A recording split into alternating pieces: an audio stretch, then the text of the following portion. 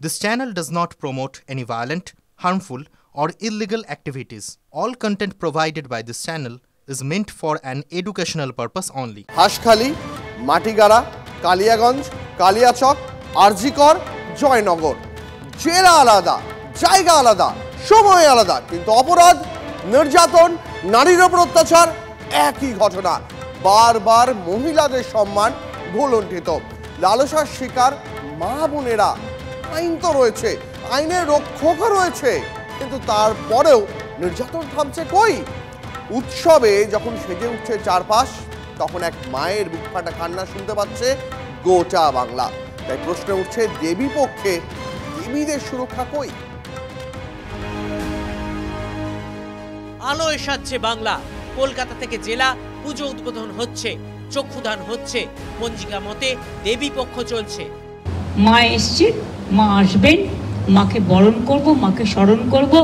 উৎসবে ফেরার আবেদন আগেই করেছেন মুখ্যমন্ত্রী, কিন্তু বাংলার দেবীরা তারা কি উৎসবে ফিরতে পারছেন? ভালো আছেন? তারা কি লালসার হাত থেকে সত্যিই সুরক্ষিত? উৎসব ছাপিয়ে সেই প্রশ্নই উঠছে। আমাদের ঘরের মেয়েদের যদি মান সম্মান ইজ্জত না থাকে, কোন দুর্গার পুজো করবো আমরা? কাকে নিয়ে উৎসবে মানবো? মুখ্যমন্ত্রীর কথা মতো।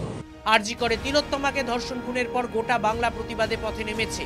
নারী নিরাপত্তার দাবিতে রাত দখল হয়েছে, কিন্তু তারপর পরিস্থিতি কি বদলেছে? তিলোত্তমা কাণ্ডের যেন পুনরাবৃত্তি জয়নগরে।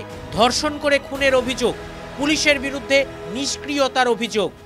মহিলাদের উপরে, মেয়েদের উপরে অত্যাচার, ধর্ষণ, খুন, অপহরণ প্রতিনিয়ত প্রতিদিন জেলায় জেলায় হচ্ছে, কিন্তু একটা লোকও সাজা পায় না।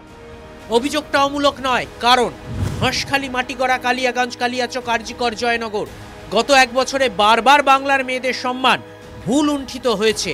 ধর্ষণ খুনের মতো ঘটনা ঘটেছে। আরজিকরের ঘটনার পর ধর্ষকের কঠোর শাস্তি নিশ্চিত করতে অপরাজিতা বিল এনেছে রাজ্য সরকার। তারপরও কি অপরাধীরা ভয় পাচ্ছে? বরং প্রশ্ন উঠছে, দেবী পক্ষের মধ্যে আমার ঘরের দুর্গার সাথে রেপ হচ্ছে। পশ্চিমবাংলাটা কি শেষমেশ ধর্ষণ এবং খুনের রাজত্বে পরিণত হলো?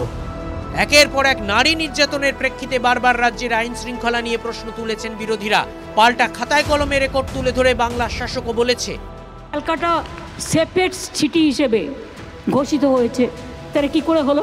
দিনের পর দিন ধর্ষণ এখানে নিয়মিত ঘটনা, আর এই সরকার প্রতিদিন টিভির সামনে দাঁড়িয়ে যে পাচ্ছে সেই বলছে পশ্চিমবঙ্গের মতো সুরক্ষিত নারীরা আর পৃথিবীর কোথাও। ঘটনা ঘটছে, বিরোধীরাও তাই অল আউট আক্রমণে নেমেছে। কি চায় সরকার?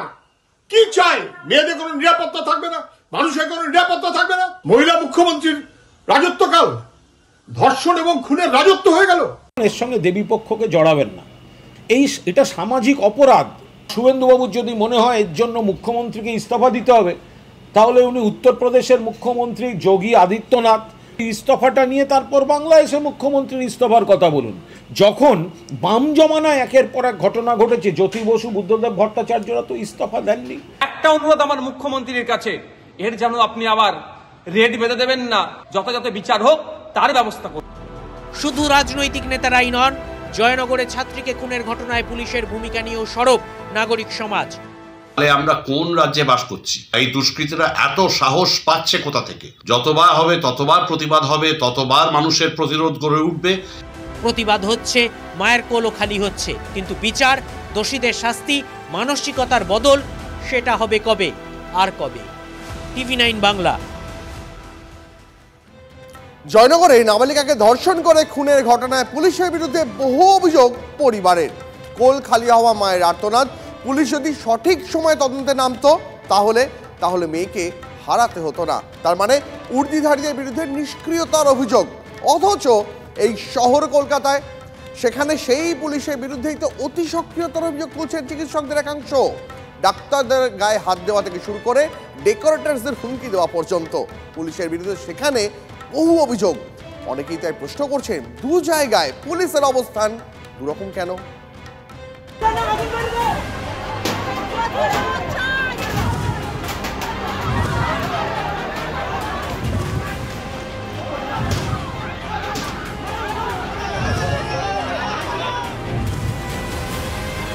আমি বিচার চাই, পুলিশ অভিযোগ নিতে চাইনি।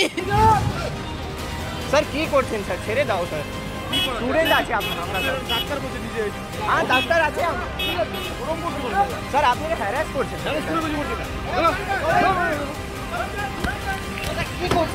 আমাকে কলকাতা পুলিশের 5-6 জন মিলে আমাকে টানা হিচড়া চালু করা।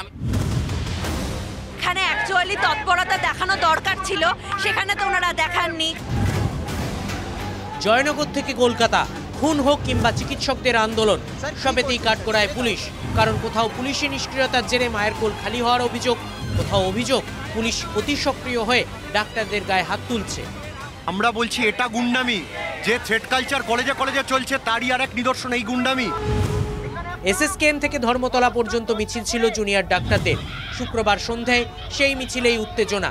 ধর্মতলায় মঞ্চ বাঁধার জন্য ডেকোরেটরদের গাড়ি আটকানোর অভিযোগ ওঠে পুলিশের বিরুদ্ধে। সেখানেই পুলিশের একাংশ চিকিৎসক পড়ুয়া আপন সামন্তর গায়ে হাত তোলে বলে অভিযোগ। আমাকে কলকাতা পুলিশের 5-6 জন মিলে আমাকে টানা হিচড়া চালু করা। আমি আমার একজন জুনিয়র ছিল, ওকে যখন বলি ভিডিও কর, দিয়ে ওর হাত থেকে ফোনও ছাড়িয়ে নেওয়া হয়। যখন এই ভিডিওটি করার চেষ্টা হচ্ছিল তখন হাত থেকে ফোন কেড়ে নেওয়া হয়েছে।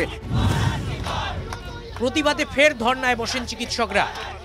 আমরা বলছি এটা গুন্ডামি, যে থ্রেড কালচার কলেজে কলেজে চলছে তারই আর এক নিদর্শন এই গুন্ডামি, যেখানে কার্যত গুন্ডামির কায়দায় দুজন জুনিয়র ডাক্তারকে এইভাবে টেনে হিচড়ে সরিয়ে দেওয়া হলো। এখানে অ্যাকচুয়ালি তৎপরতা দেখানো দরকার ছিল, সেখানে তো ওনারা দেখাননি।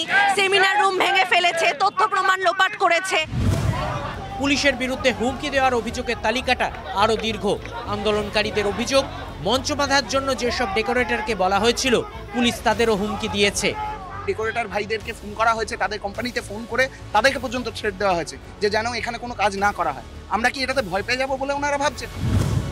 চিকিৎসকের গায়ে হাত তোলার অভিযোগ পুলিশের বিরুদ্ধে, ডাক্তারদের ধর্ণা মঞ্চ বাঁধা নিয়েও হুঁশিয়ারির অভিযোগ। অথচ সেই পুলিশের বিরুদ্ধেই জয়নগরে নিষ্ক্রিয়তার অভিযোগ। কোল খালি হওয়া মায়ের আর্তনাদ, কাঠগড়ায় উর্দিধারীরা। দু জায়গায় দুরকম অবস্থান কেন পুলিশের? আমাদের এক জুনিয়রের গায়ে হাত উঠলো, তাকে এরকম করে মারা হলো, এখনো নিঃশর্ত ক্ষমা চাওয়া হচ্ছে না। আমরা অবিলম্বে নিঃশর্ত ক্ষমা চাইতে হবে। আমরা কালকে থানায় গেছি, থানায় গিয়ে পুলিশের কাছে বলা হচ্ছে আমাদের কেস নেয়নি। মুরগি মাংস খেয়ে, মদ মাংস খেয়ে তারা ফুর্তি করছে। হাসপাতালে যেমন একটা ডাক্তারকেও রক্ষা করতে পারেনি পুলিশ, একটা শিশু মাত্র, সে একটা ক্লাস 4-এর মেয়ে, তাকেও তারা রক্ষা করতে পারলো না। কতটা নিষ্ক্রিয় পুলিশ, যার জন্য আজকে জনরোষ হয়ে উঠেছে। পুলিশের বিরুদ্ধে ক্ষোভের আগুন জ্বলছে, সেটা কলকাতা হোক কিংবা জয়নগর। পুলিশ প্রশাসন কি সেই জনরোষের আঁচ টের পাচ্ছে না? TV9 বাংলা। জয়নগর কাণ্ডের আঁচ এসে পড়ল কলকাতার কাটাপুকুরেও। মর্গের সামনেই খণ্ডযুদ্ধ, ঝরল রক্ত।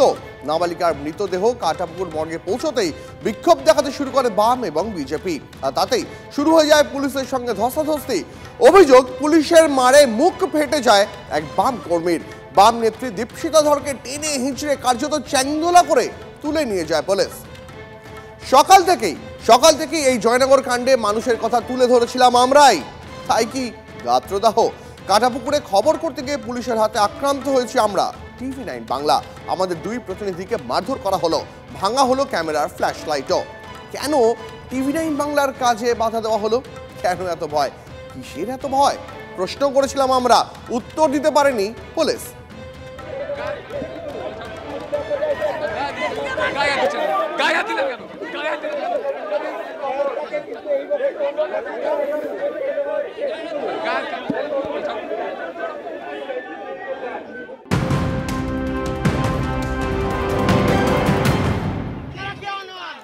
আর এরপর সরাসরি আপনাদের ধর্মতলার ছবি দেখাচ্ছি। সেখানে দফায় দফায় জুনিয়র চিকিৎসকদের সঙ্গে পুলিশের মধ্যে বচসা। আপনারা জানেন আজ সন্ধ্যে 8:30 হচ্ছে ডেডলাইন। তার আগেই ইনফ্যাক্ট এখন বাজে মাত্র সন্ধ্যে 7:30।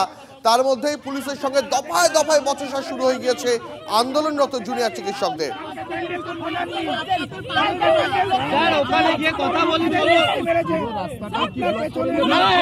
আমরা তো বলিনি এই বাসটা উপরে